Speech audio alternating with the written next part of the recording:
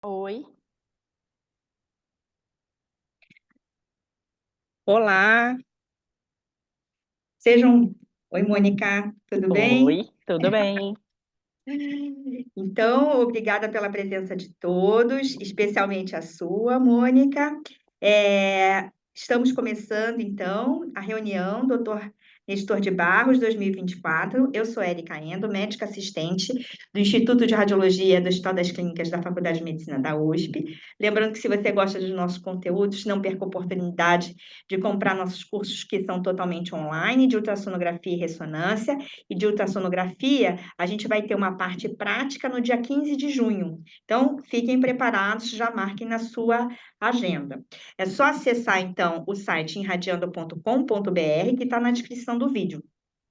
E se você está ao vivo, não perca a oportunidade de participar da reunião, fazer perguntas e comentários, que hoje a gente vai ter um update do rastreamento de alto risco com a nossa convidada especial, doutora Mônica Rudner, que é médica radiologista do Grupo Fleury e Hospital Moriá, e ela é HC Raiz, fez graduação residência R4 aqui com a gente, foi também médica assistente do nosso setor e está voltando aqui a casa compartilhando conhecimento conosco desse assunto tão árduo, né? Que está toda hora mudando os conceitos e tudo. Então, não esqueça de clicar no sininho para as notificações se você está vendo pelo YouTube, dá um like para aumentar o compartilhamento desse conhecimento. Muito obrigada, Mônica, pela presença.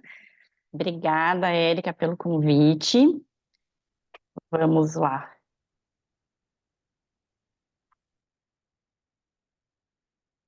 Você só precisa deixar eu compartilhar minha tela.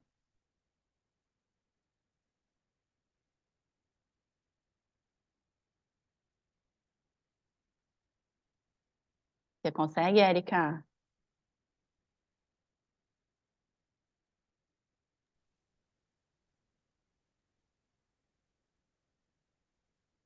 Não, você tem que deixar Consegue, ela então? compartilhar a tela, ó. Peraí.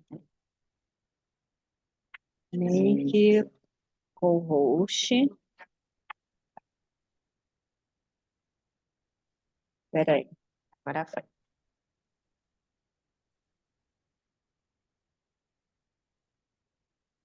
Foi, né? Foi. Então tá bom. Então vamos lá.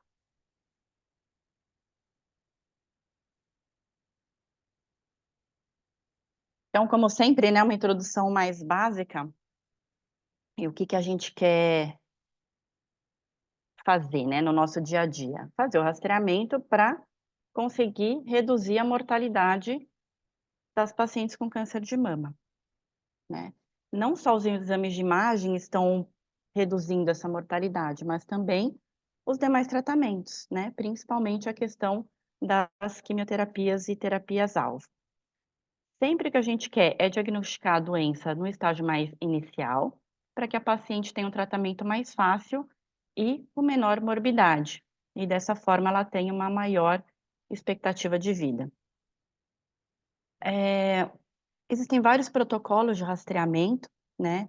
É bem interessante que, atualmente, o que se preconiza é que entre 25 e 30 anos, as pacientes façam um cálculo do seu risco de câncer de mama, para então a gente poder oferecer um rastreamento personalizado, tá?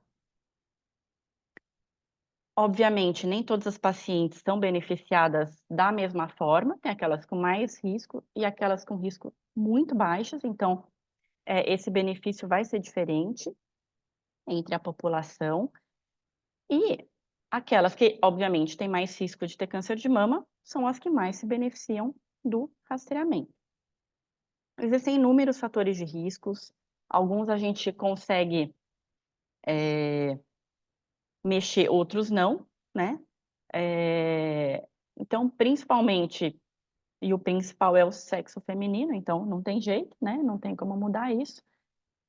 Mas tem algumas coisas mais ambientais que a gente pode tentar dar uma ajudada, né? Então, reduzir álcool, não fumar, ter um IMC adequado, né? Tudo isso vai ajudando, porém, a imensa maioria das coisas a gente não tem controle. e eu vou falar um pouco de algumas delas, tá? Então, de novo, existem vários modos de calcular o risco. O mais conhecido é esse Tyrer-Cuzick, que é para fazer entre 25 e 30 anos, e o que a gente considera as pacientes com alto risco de ter câncer de mama são aquelas com risco maior ou igual a 20% ao longo da vida, tá? Bom, e se a gente, então, fizesse rastreamento só para aquelas pacientes que têm um risco aumentado? Putz, não ia dar muito certo, né? Porque a imensa maioria das pacientes não tem um antecedente familiar de câncer de mama, tá? Então, a imensa maioria das pacientes teria um atraso no diagnóstico, se a gente só fizesse rastreamento baseado nesse critério, né? Então, só uns dados que eu achei interessante. Praticamente 1/3 dos cânceres de mama ocorrem nas mamas não densas, né? Então, a gente também não pode basear a densidade mamária como um critério de rastreamento, né? Então, vendo todos esses critérios de quem vai ser rastreado ou não, ainda o rastreamento baseado na idade é o mais eficaz, tá? Então, o que que a gente vai fazer? Para aquelas pacientes que têm um risco aumentado, a gente vai fazer mais exames, tá? Então, a ideia é aumentar o número de exames para as pacientes que precisam e não tirar o rastreamento das pacientes em geral, tá? Esse estudo foi bem grande e, e é interessante que, para o alto risco, eles chegaram à conclusão que o ideal é mamografia mais ressonância anuais, tá? E aqui tem algumas características interessantes, né? Então, 2/3 só são caracterizados na ressonância e a minoria só caracterizados na mamografia. Por isso, a importância de acrescentar a ressonância no rastreamento dessas pacientes. Aqui é interessante mostrar algumas diferenças em relação aos riscos, né? Então, aquelas pacientes que têm mutação, elas têm um risco mais ou menos aí, estável ao longo da idade, né? E aquelas pacientes que, pelo cálculo de risco, têm um risco aumentado, esse risco vai aumentando conforme o passar dos anos. As pacientes que têm muito risco de ter câncer de mama, né, ao longo da vida, são justamente aquelas pacientes que sofreram radioterapia torácica, né, que a gente vai ver daqui a pouquinho, e aquelas com mutação comprovada, né. Então essas têm mais risco do que aquelas que só têm um risco calculado maior ou igual a 20 ou 25%, depende do estudo, tá, mas a gente considera alto risco maior ou igual a 20%, tá. Algumas particularidades dentro dessas pacientes com alto risco. Então, falando no carcinoma ductal in situ, né, ela acontece mais nessas pacientes com alto risco calculado, tá? E menos nas pacientes com mutação genética ou que sofreram radioterapia torácica, tá? E é uma diferença bem razoável, dá para ver aqui nesse quadrinho, né? Tanto de idade quanto da incidência. E as idades também são diferentes, né? A idade do diagnóstico de câncer. E especificamente das pacientes com radioterapia torácica, geralmente elas recebem esse tratamento para linfoma de Hodgkin, tá? E o que interessa é quando elas recebem esse tratamento quando jovens, tá? O risco relativo aumenta bastante, tá? E principalmente quando elas são tratadas entre 10 e 14 anos de idade. O risco relativo vai até 22 vezes, né? Então é muito mais. E geralmente o câncer aparece de 10 a 29 anos após o tratamento. Os achados são geralmente os nódulos irregulares e um pouquinho de calcificação, tá? São os principais achados. a maioria, o carcinoma invasivo também, né, 88%. Então, para aquelas pacientes que tiveram tratamento com radioterapia torácica antes dos 30 anos, é preconizada a mamografia, né, a partir dos 25 anos ou 8 anos após a radioterapia, e também acrescentar a ressonância magnética anual para essas pacientes, dado o risco muito aumentado delas terem câncer. Já para as pacientes com histórico familiar de câncer de mama, o que a gente percebe? Que quanto mais parentes ela tiver de primeiro grau, vai aumentando o risco dela ter câncer de mama, né, é intuitivo. Geralmente, essas pacientes, elas são diagnosticadas com já um câncer em estágio 2 e tumores um pouco maiores, tá? E são aquelas pacientes que aparecem, abrem um diagnóstico como um carcinoma de intervalo, tá? Então, tem que tomar cuidado com essas pacientes. Então, essas pacientes, elas devem ser rastreadas com mamografia a partir dos 30 anos, anualmente, e com ressonância também entre 25 e 30 anos, anual. Agora, tem as pacientes com histórico familiar e tem aquelas pacientes com cânceres hereditários. Qual que é a definição? O câncer hereditário é aquela que tem mutação com padrão autossômico dominante. O que a gente mais conhece é o BRCA, tanto o 1 quanto o 2. Mas a imensa maioria são vários genes, né? Então, só por essa tabela e esse gráfico, dá para perceber que a gente não sabe da missa à metade, né? A gente tem muito ainda a aprender. Mas, do que a gente sabe, esses são as principais alterações genéticas, tá? Então, lembrando, 30% desses hereditários, que é a menor parte, né, das pacientes que vão ter câncer de mama, 30% BRCA1 e BRCA2, que tem um risco extremamente alto, né, que beira 80%, o risco delas terem câncer de mama.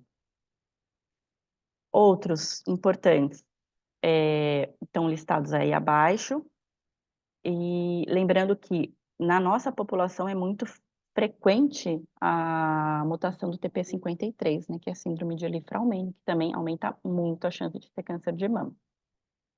Então, o que a gente faz com essas pacientes? A gente começa o rastreamento em idade mais jovem e com outros métodos, que significa acrescentar a ressonância magnética, tá?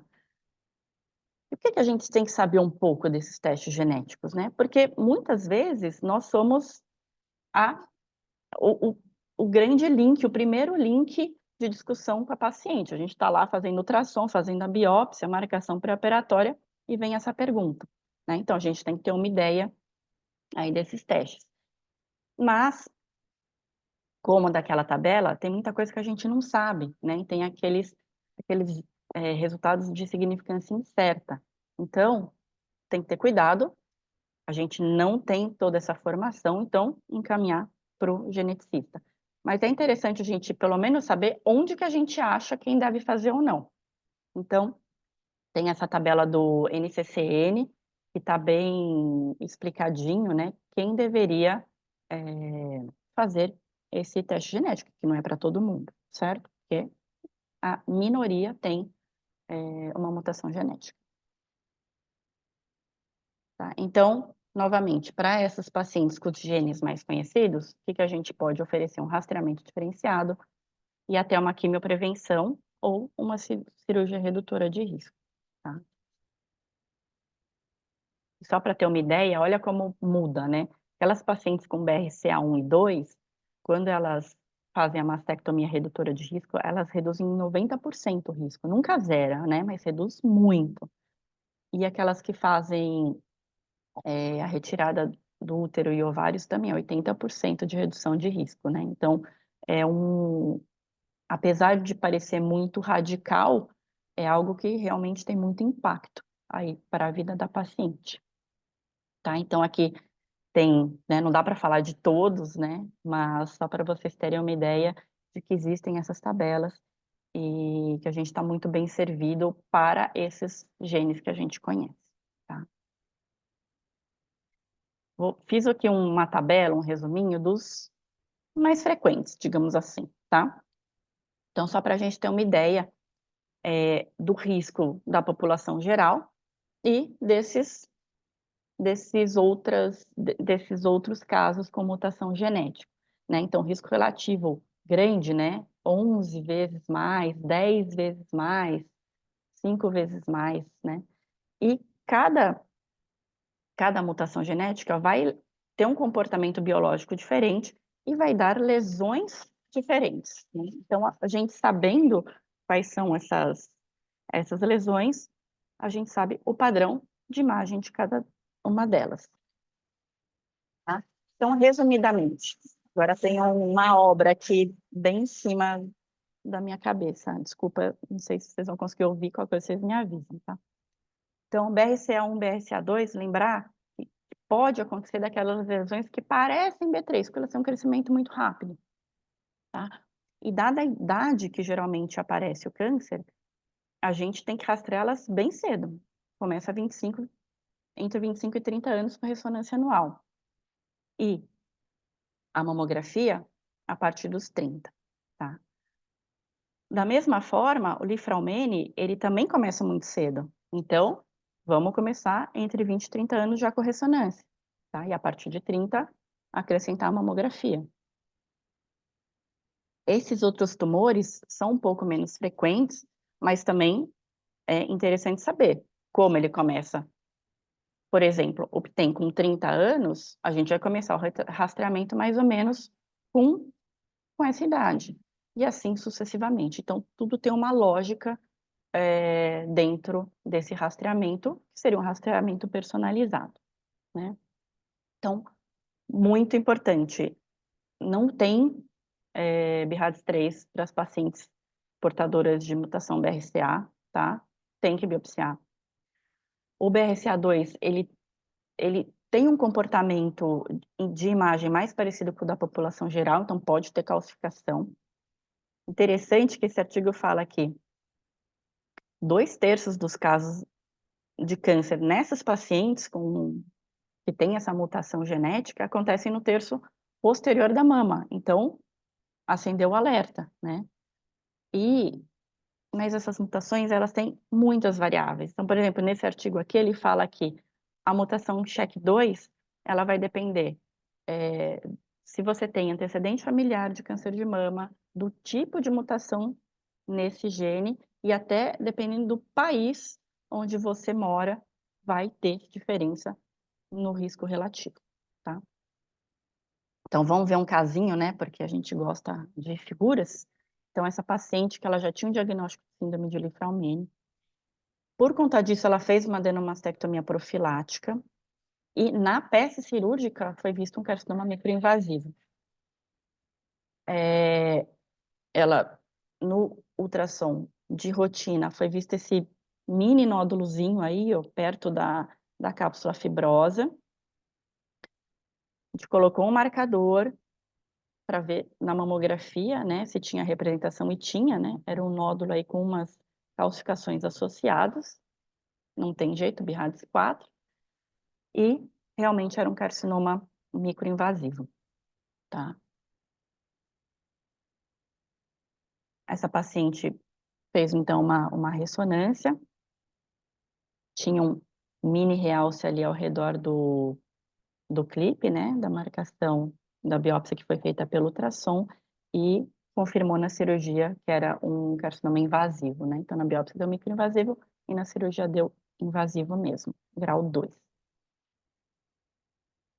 Então, são essas pequenas alterações que a gente já tem que abordar, tá?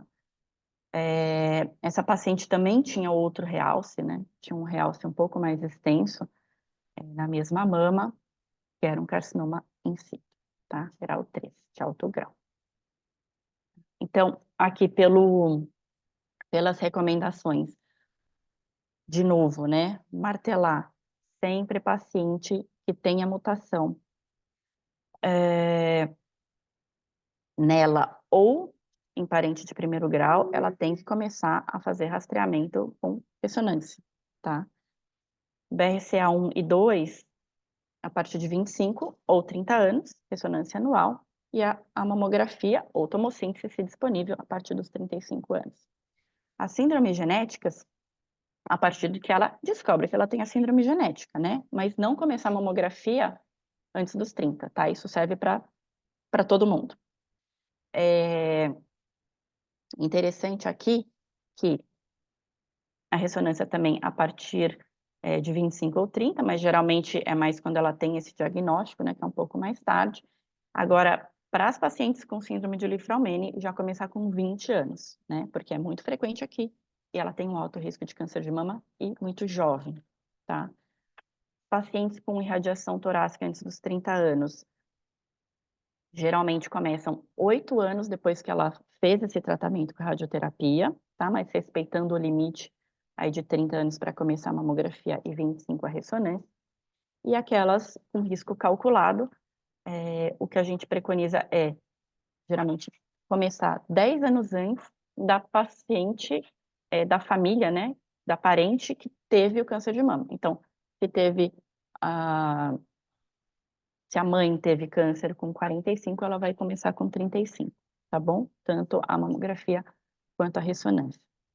Bom, e a ultrassonografia, né? A gente nunca fala muito dela nos artigos, né? Mas é a nossa realidade aqui no Brasil. Então, ela está indicada sempre que a ressonância não esteja disponível, que é a imensa maioria dos casos, né? Mas é que ela detecta muito menos que a ressonância, tá? Então, por isso que o rastreamento é feito por ressonância. E não é desencanar da mamografia uma vez que fez a ressonância, porque está provado que a associação dos dois métodos é que realmente aumenta a detecção e aumenta a sobrevida da paciente, tá?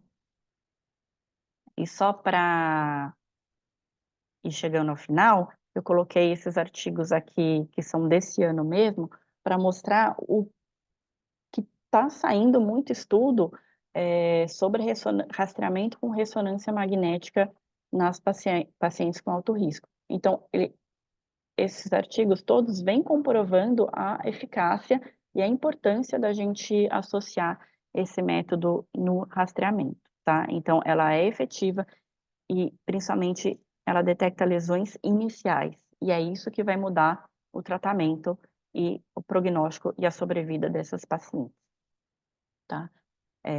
E aqui um outro também desse ano, super novinho, que dá como uma opção, em vez de fazer anual, que muitas vezes as pacientes não têm condição, né, mal têm condição de fazer uma vez, né, quanto mais todos os anos, é uma opção que também é razoável de fazer a cada 2 anos, tá?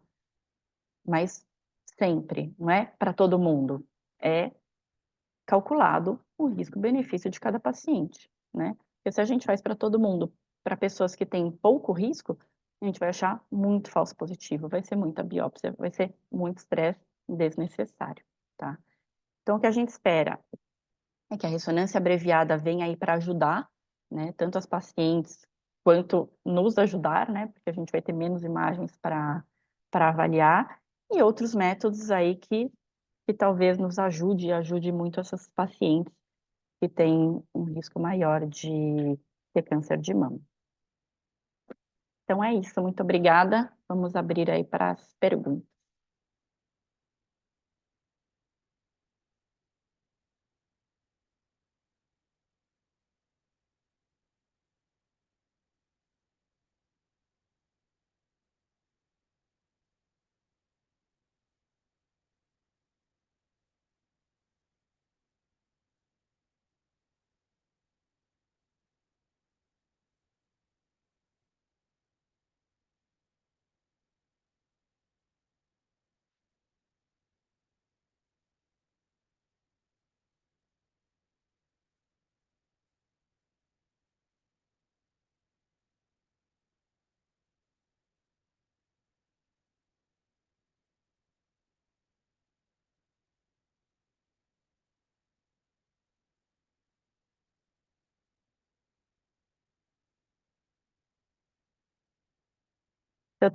Seu microfone tá mudo, Érica. Não tá dando para te ouvir. Tô falando um monte. E agora? Gente, tô falando um monte. Agradeço, cara. Fala sério. Achei que eu Muito tava no obrigada, vácuo aqui. Mônica, pela apresentação brilhante, foi ótima, foi uma apresentação do IMED que a gente gostou tanto, atualizada, resumida, que a gente pediu para você dar aqui, compartilhando com todo mundo esse seu conhecimento para atingir mais pessoas possíveis. A minha primeira pergunta é do ponto de vista assim, prático, tem gente aqui que é mastologista, tem gente de outros lugares. Então, eu queria saber, na prática clínica, queria que todos participassem, mas primeiro você. Como é que você vê esse rastreamento? Porque eles dividem em muitas faixas, né? 25, 30, 35 anos. Fica difícil a gente decorar. Não sei de onde eles, assim, esse número mágico que eles põem cutoff de 30, 35, eu não entendo muito. Para mim, devia ser tudo a partir dos 30 que fica mais fácil, né? E 25 para alguns casos especiais com ressonância. Na prática, você tem visto esse rastreamento a partir dos 30, 35, com as especificações? Como é que tem sido feito? E você faz muita ressonância de gente com 25? O que que você tem achado no seu dia a dia? Que assim, essas pacientes, o N dessas pacientes é baixo, né? Então não vai ser aquele volume tão significativo aí na nossa pilha.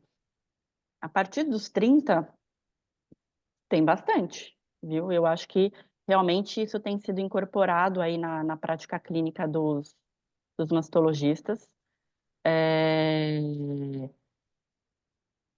E, e, e muito, é claro que a maioria não faz esse cálculo de risco, né? Precisa comprar o software, tem alguns grátis, outros não. Mas, principalmente para as pacientes que têm casos na família, você vê essa tendência a iniciar o rastreamento mais cedo, tá? Então, acho que está pegando. Obviamente, né, em serviços particulares, onde as pessoas têm acesso, né, que é diferente da realidade, do Brasil de uma maneira geral, né? E eu acho que o grande problema vai ser convencer os convênios que eles vão ter que pagar essa ressonância todos os anos, né? Aí vai, a Linei está aí, não sei se ela está nos ouvindo, mas eu queria saber dela, já que ela é do CBR, como é que está a nossa situação aí para aprovação desses exames? Acho que ela não está. Acho que ela não está online. Fala aí. Chimizo que era também dá. Fala aí. Bom, parabéns, Mônica, aí pela apresentação Valeu. esclarecedora, bem didática, bem objetiva. Eu acho que é um tema que vai ser sempre atual. A gente sempre vai discutir rastreamento, porque acho que todo ano os guidelines eles são atualizados, né? Se a gente for ver, os pacientes de alto risco, elas acabam tendo uma antecipação, digamos assim, do rastreamento em relação à população em geral. Eu acho que em relação à pergunta da Érica, geralmente os seguros eles aprovam, né? A ressonância magnética, acho que não é muito questionado, então isso aí é algo que a gente não vê muito impedimento no dia a dia, tá? Em relação à ressonância magnética, que é um procedimento já bem estabelecido. E agora, essa questão da aderência, realmente, né, geralmente o que se vê? Acho que a gente for ver o número de pacientes que voltam para fazer rastreamento de forma periódica com ressonância magnética, talvez seja muito mais baixo do que do esperado e principalmente do recomendado. Então, não se vê muito. Então, acho que são a maioria das pacientes, mas, não sei, o que eu tenho observado é que tem aumentado aos poucos, tá, o número de ressonância magnética para rastreamento de alto risco. É algo que está sendo mais difundido. A impressão que eu tenho é que cada ano a gente vê mais casos, tá, de rastreamento de pacientes de alto risco sendo encaminhados aí pelos colegas. E essa é a sua impressão também, Mônica? Aí no serviço que você Também, eu acho que já tendo vem mais. aumentando, eu acho que tendo esse tema, né, nos congressos dos ginecos, dos mastologistas, é isso que vai fazer cada vez aumentar mais, né? E acho que o grande problema nosso, né, eu falei do convênio pagar, né, que obviamente sempre vai ser um problema, mas eles até que não perturbam muito, mas é o acesso, né? Será que essas pacientes vão ter acesso, vão ter vaga para fazer esses exames? E depois, como que a gente vai fazer o second look dessas pacientes, né? Uma coisa é fazer só ressonância, ótimo, achei o realce. E aí, o que eu faço com isso? Porque aí depois você não vai ter um second look adequado, você não vai ter a possibilidade de fazer uma biópsia por ressonância magnética. Então, é um método ótimo, mas que precisa desse segmento, né? Eu acho que esse é o grande problema para as pacientes depois que elas fazem a ressonância, né? Sei lá, quem lauda a tele, né? Muita gente lauda a teleradiologia. E aí, o que você faz depois que você acha, né? Um realce. Eu acho que ainda tem algumas coisas para serem resolvidas, né? Mas que são difíceis na nossa realidade.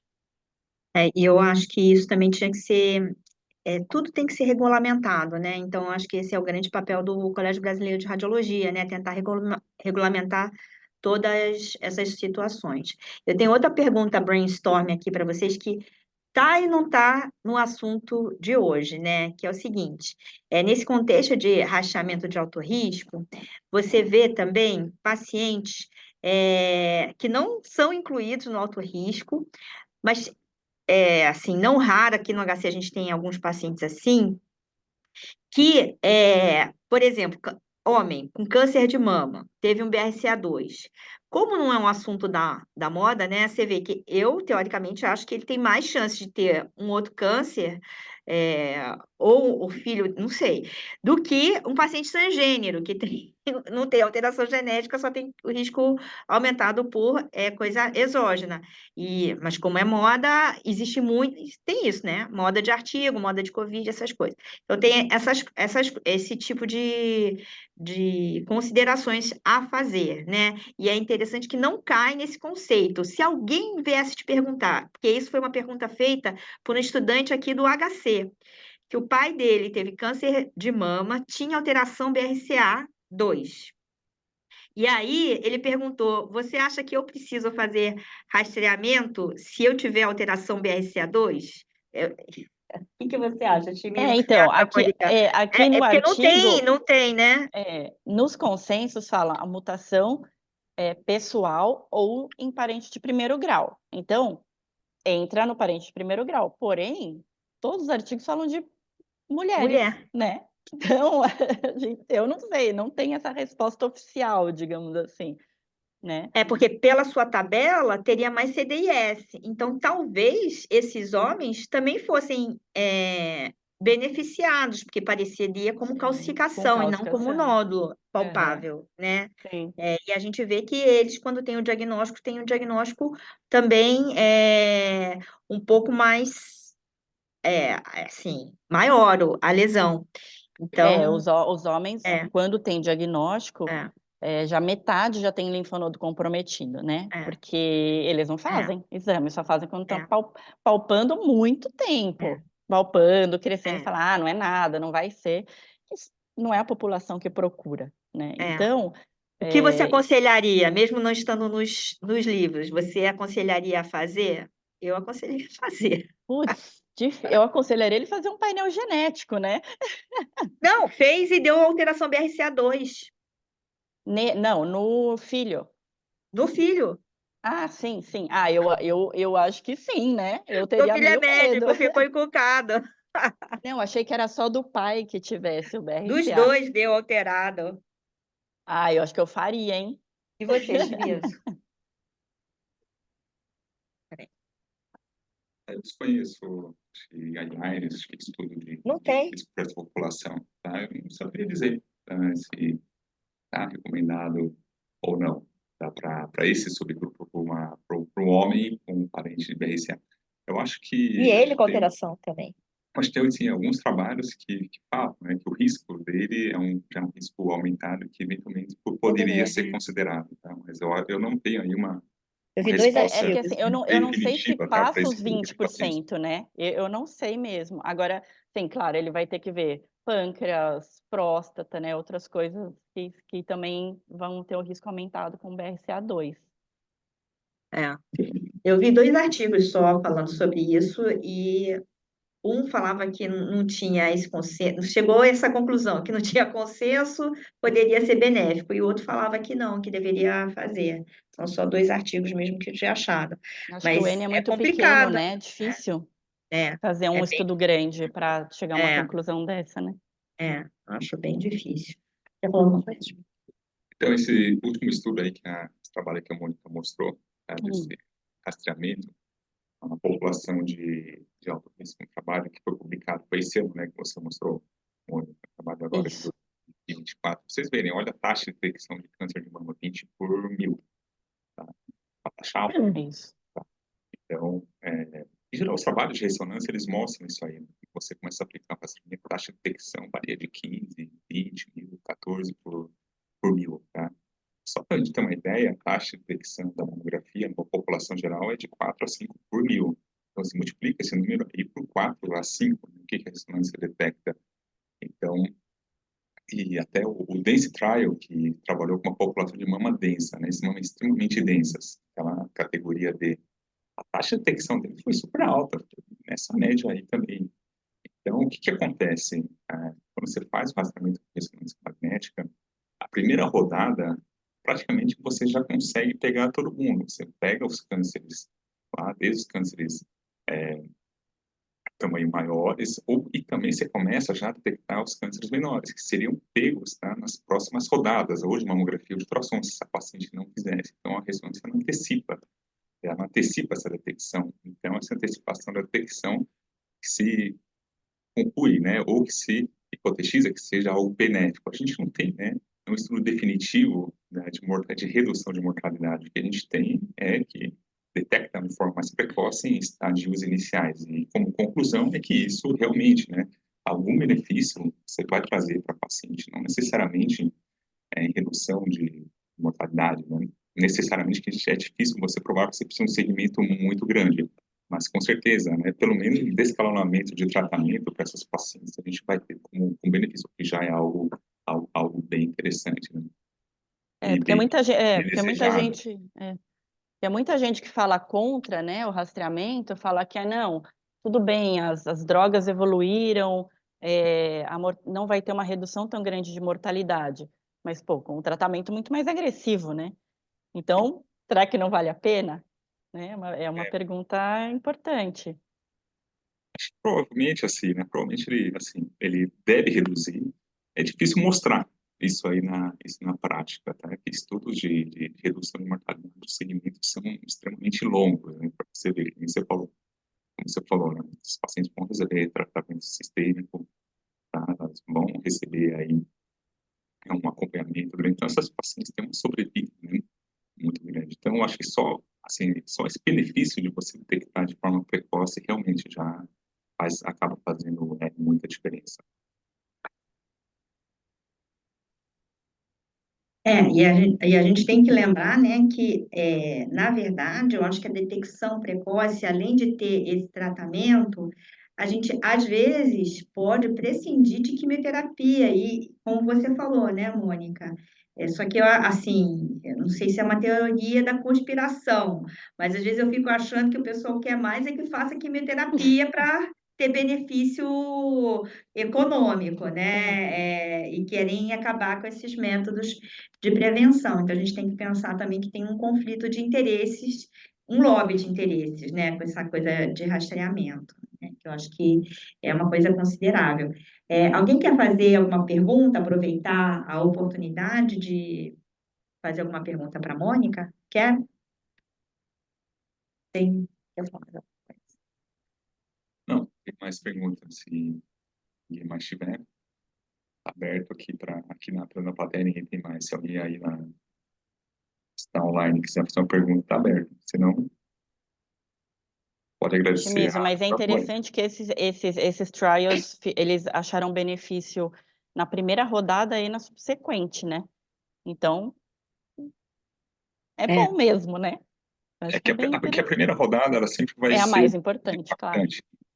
a mais impactante. E acho que a pergunta que fica, por exemplo, é se a ressonância magnética ela consegue, e provavelmente consegue, né, você reduzir o número de câncer de intervalo nas rodadas subsequentes. Então, e se que é um efeito duradouro na primeira, da primeira para a segunda, e da segunda para a terceira rodada, acho que são os dados que a gente está esperando aí desses trials, mas o que mostra realmente, se tem um exame que consegue trazer a taxa de câncer de intervalo para praticamente próximo de zero, é a ressonância magnética.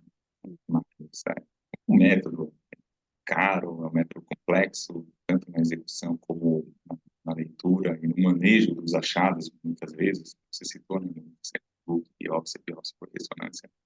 É um método também que é complicado você aplicar para uma população geral. Por que a ressonância é aplicada aí para a população de alto risco? Porque a gente precisa detectar mais precoce, porque os cânceres são mais agressivos, crescem mais rápidos e tem maior número, né, de uma taxa alta de câncer intervalo nesse subgrupo de pacientes, principalmente as pacientes com BRCA1. Tá? Aí sim, né, predominam os negativos, que crescem rápido e muitas vezes de uma rodada para outra aparece e eles se modificam muito rápido. Nesse contexto, eu queria fazer uma pergunta para vocês que eu sempre faço nessa coisa de rastreamento, mas eu pergunto principalmente para os oncologistas e mastologistas, né? Não sei se o que vocês veem na prática. Por exemplo, uma paciente de alto risco, a gente está muito focada nas pacientes com menos de 40 anos, pacientes jovens. Quando a gente deixa de, assim, isso é uma pergunta que todo ano muda, cada um tem uma opinião. Quando você deixa uma paciente de alto risco, encará-la como de alto risco com o decorrer da idade, né? Então, tipo assim, uma paciente tem mutação genética, tem 60 anos, sei lá, 65, ela continua, 60 anos, ela continua de super alto risco? Ela tem a mutação genética, mas não teve câncer até agora. Como é que vocês consideram? Porque não tem escrito isso também, né? Até quando você considera uma paciente de alto risco fazendo ressonância, mamografia, com toda essa preocupação, né? Você acha que não tem nada sobre o assunto, mas na vivência de vocês, assim, no bom senso, o que vocês acham? Ou não deixa nunca? O oncologista acha que não deixa nunca. Então, o que se sabe, assim, né, por exemplo, paciente com uma mutação genética, uma paciente, por exemplo, não fez cirurgia profilática, é diferente de uma paciente com 40 anos, uma paciente com 30 anos e uma paciente De com 60. 70, tá? Vamos supor aqui, 60, 70 anos. Provavelmente o risco ele vai reduzindo ao longo do tempo, né? Ao longo que o tempo passa, ao longo, o risco dela ter, não é o mesmo. Tá? Provavelmente, Isso ela não teve, assim, né? provavelmente, assim, se passou todo esse tempo, ela não teve, mas provavelmente essa mutação que ela tem deve ser uma mutação diferente. Ela deve ter outros fatores genéticos que, entre aspas, acabam sendo protetor, ou essa mutação que ela tem, talvez tenha um comportamento diferente, tá, de uma paciente que venha a desenvolver câncer de mama mutada com 30 a 35 anos. Então, isso aí são hipóteses, são assim, teorias que se fazem. Na verdade, nunca, né, assim, não se sabe muito bem o que acontece por trás disso. Talvez algum estudo de biologia, de DNA, de estudo genético pesado aí, que a gente tende a ter no futuro, venha responder esse tipo de questionamento. Mas é uma pergunta tá, que eu fiz para alguns colegas. Essa aí, por exemplo, paciente com mutação de BRCA1, 2, né, que não fez cirurgia profilática com 70 anos, você continua rastreando? A resposta deles foi sim. Eu continuo Eles acham que Por quê? Porque, na verdade, não se conhece hoje, né? Os modelos de cálculo de risco provavelmente acho que não contemplam essa situação, que é uma situação muito, muito específica. Então, a gente tem talvez uma resposta ali no livro para a gente fazer um segmento baseado em literatura nessas pacientes. Eu abri um gráfico aqui que eu tinha mostrado, que é justamente o artigo se Quer compartilhar? Compartilha aí. programa, se o rastreamento seria igual para todo mundo, né? Só que o gráfico, ele mostra o risco relativo até 60, 69 anos, e continua sendo alto. Então, para as pacientes com mutação, fica até 21, né? 21 vezes, e aquelas com alto risco continuam aumentando, progressivamente fica até 23, né? Então, por esse gráfico, deixa eu ver se eu consigo compartilhar, peraí. Por esse gráfico, ela continuaria tendo um risco aumentado. Peraí. Só que aqui eu acho que é o risco acumulado, né? Esse que é o problema. Acho que não necessariamente é a paciente que não teve e é o risco dela ter com 60, né? Eu acho que é um risco acumulado. Então, Eu acho que não sei, a grande questão não aí, consigo Mônica, responder provavelmente, também. a grande questão é isso aí, isso é baseado em modelagem, muitas vezes Sim. de cálculo, né? Se for pegar o próprio Tyler. Então, eles pegam a população geral, analisam e se faz um gráfico a partir disso. Mas talvez a questão é que o comportamento biológico dessas mutações, talvez elas sejam diferentes nesse grupo, uma paciente com 70 anos. Também, assim, não saberia dizer, teria que perguntar para um geneticista, um oncologista, se isso faz sentido, né? Mas provavelmente é isso que deve ocorrer, né? Porque se ela não teve câncer até os 70 anos, alguma coisa por trás disso assim, deve ser diferente. Acho que a Aline quer falar. Inês, você apareceu online, você quer comentar alguma coisa? Olá, bom dia, tudo bem? Que prazer participar dessas reuniões. Parabéns, que aula maravilhosa de alto risco. E sabe que eu estava escutando falar agora de quando interromper a ressonância, né? Uma coisa super interessante essa pergunta, e que, como disse a Érica, sempre é feita, né? Mas o que a gente tem de dados e que pode ajudar um pouquinho, né? Quando a gente fala de BRCA1, por exemplo, 60% a 70% delas já desenvolveram até 50 anos, né? Mas as outras mutações, a faixa etária não é tão precoce assim. A faixa etária é um pouquinho depois. O P53 é jovem, mas BRCA2, cheque, aquelas outras, a faixa etária é em torno de entre 40 e 50 anos. Então, assim, a ressonância ajudaria. Mas mais do que isso, é interessante que tem uma meta-análise vendo a ressonância em todas as mutações, assim, classificadas como de alto risco. E aí a pergunta era se a meta-análise foi impactante antes e depois dos 50, para ver se, como a maioria já desenvolveu até 50, se valeria a pena fazer. Nessa meta-análise, eles viram que depois de 50 também foi impactante. Então, assim, a gente tem dados, agora a pergunta é até quando, né? E isso não tem resposta ainda, realmente não tem nenhum trabalho mostrando até quando fazer. Mas provavelmente, aí, baseado nesses dados, é que a gente ainda recomenda de continuar com a ressonância até quando você estiver rastreando a paciente de alto risco, né? Os dados atuais favorecem isso. Enfim, mas é uma temática importante. Cada vez mais o rastreamento vai ser direcionado, organizado para aquela paciente específica daquela mutação, né? E lembrando que o tratamento, ele não cura, ele retarda a morte, né? Então, é importante realmente fazer a detecção, mesmo com a terapêutica, a gente vê que os dados americanos, eles mostram que ainda tem muita mulher que morre, mesmo com a melhora terapêutica, porque tem o diagnóstico tardio, né? Então, esse tema é sempre muito instigante, muito importante. Eu esqueci de perguntar, Linei, o fórum, como é que foi? Deu certo, não deu certo? Que a gente fez o engajamento da tomossíntese? Ai, nem fale. Olha, Deu eu acho certo. que assim, são duas partes da resposta que a gente tem que fazer, né? A primeira parte, gente, que coisa mais linda o engajamento que teve. Foram 3.200 contribuições na consulta pública. Habitualmente, quando você tem uma consulta pública, assim, eu vi lá que tinham 200, a média, algumas 300, algumas tinham mais que isso. A de tomossíntese foram 3.200 contribuições. Foi assim, a coisa mais linda que teve o engajamento das sociedades. Então, assim, foi muito legal. Segunda coisa muito legal, 94% das 3.000 contribuições favoráveis à inclusão à tomossíntese. Então, quando veio e das que não eram favoráveis, acho que foram tipo umas 50 consultas, contrárias mesmo, escrito assim, sou contra a inclusão, foram 16 de 3.000 consultas. As outras eram porque eram erradas, de outras consultas e tudo mais. Então, assim, pensei eu, né? Com um engajamento desse, com uma contribuição dessa, alguma coisa vai mudar na resposta da ANS, né? Não. eles falaram que, apesar de tudo isso, a versão da INES é contrária à inclusão da tomossíntese, né? A Conitec era contrária à inclusão da tomossíntese no rol da INES, e com isso não foi incluído. E que a gente deveria considerar outras ocasiões para incluir. Então, assim, enquanto CPR, estamos lá firme, vamos entrar de novo, com certeza. Todo ano eles vão ter que se justificar. Mas, realmente, assim, uma dor grande no coração. 3.000 contribuições favoráveis à inclusão e não teve, assim, nada. Eles só disseram que as contribuições não contribuíram para eles mudarem de ideia, resumindo.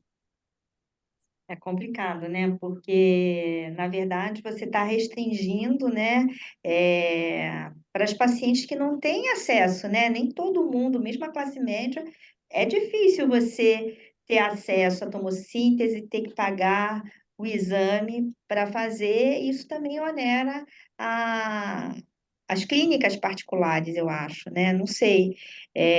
Acho que esses reajustes de preço, a gente está lutando com lobbies, né, comerciais, que, tipo, de seguro-saúde, que elege presidente, que elege tudo. Então, eu acho que é bem complicado isso e achata muito os salários dos médicos, tudo. Há quanto tempo a gente não tem um reajuste, né, de mamografia, de... Aumenta os custos, aumenta a tecnologia e a gente não tem esse E, aumento, né? Ixi. Travou. Congelou um pouco ali, né? Mas a questão é justamente isso, né, Erika? Como você comentou, que uma decisão como essa acaba retardando a adoção dessa técnica, porque a tomocístese ela vai entrar, né, naturalmente, por quê? Porque ela está vindo como substituto de mamografia, à medida que o parque tecnológico dos mamógrafos eles forem sendo substituídos, é natural, né, que você comece a substituir os fabricantes, eles também começam a oferecer, o preço começa a baixar. Só que, por exemplo, a ANS ela tinha aí nas mãos delas, nas mãos dela, uma possibilidade de você acelerar isso. A partir do momento que você aprova, né, e você começa a reembolsar, é muito provável que na próxima troca de aparelho as clínicas acabem optando, porque elas têm uma segurança, né, de conseguir suprir, de conseguir se manter e se pagar. Realmente foi bem triste essa decisão e eu acho que acaba, né, retardando e impedindo a possibilidade que as pacientes elas tenham, né, acesso às tecnologias. Só lembrando, né, que aqui no Brasil, principalmente onde a gente tem bem mensurado, na região sudeste, 46%, se não me engano, das pacientes têm câncer de mama abaixo de 50 anos.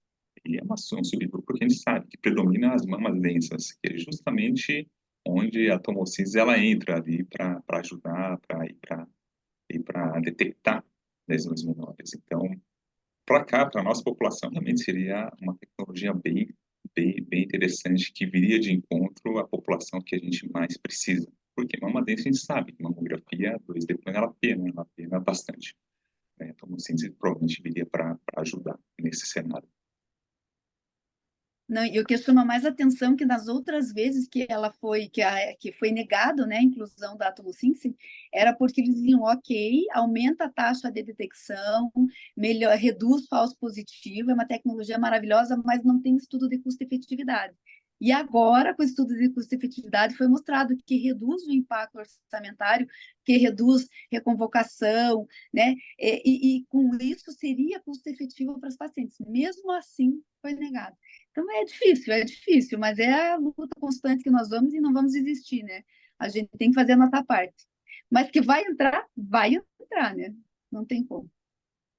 E acho que nessa consulta, né, Lili, que está disponível aí no YouTube para quem quiser assistir, acho que no canal da ANS, vocês pesquisarem ali, tá? Acho que todas essas consultas públicas, esse debate, na verdade é um debate, mas a gente não tem a possibilidade de fazer pergunta, questionamento, réplica e tréplica. É mais uma questão de apresentação, porque acho que se tivesse abertura para uma discussão em tempo real, um debate firme, um fórum, né, um fórum aberto, talvez a gente conseguiria expor mais. Não necessariamente mudar o resultado, mas expor mais essa situação. Então, para quem quiser assistir, está lá. E um dos dados, como a Denise citou, redução do número de reconvocação, que contribui para a questão do custo-efetividade, por exemplo, aqui a gente citou, né, para eles que aqui no HC a gente teve, né, uma queda de 50% do número de reconvocações mensurado aqui internamente para o nosso setor administrativo.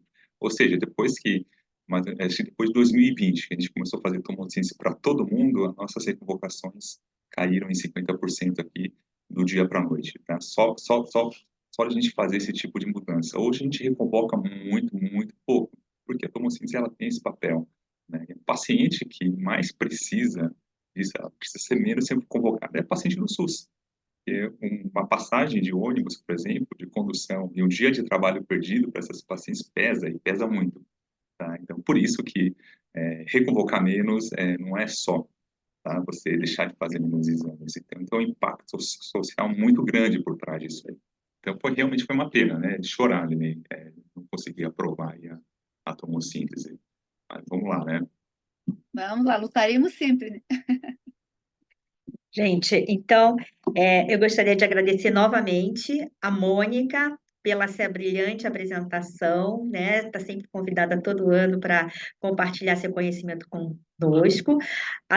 E também gostaria também de fazer uma homenagem para o Colégio Brasileiro de Radiologia, que luta tanto pelos direitos das pacientes, para os direitos dos médicos também, liderado pela doutora Linei Urban, e o doutor Chimizo também participou do debate aí, da ANS, de forma brilhante. Não deixem de ver esse debate que foi muito emocionante, foi muito bacana. Muito obrigada mesmo, Linei, porque essa luta aí é difícil. E parabéns pela filhinha, que agora vai ser médica também, né? Eu vi no Instagram. Exatamente, agora é o coração de mãe falando mais alto e chorando já, né? Ah, meu Deus do céu! Então Gente, tá foi bom, um gente. Muito prazer. obrigada. Até logo.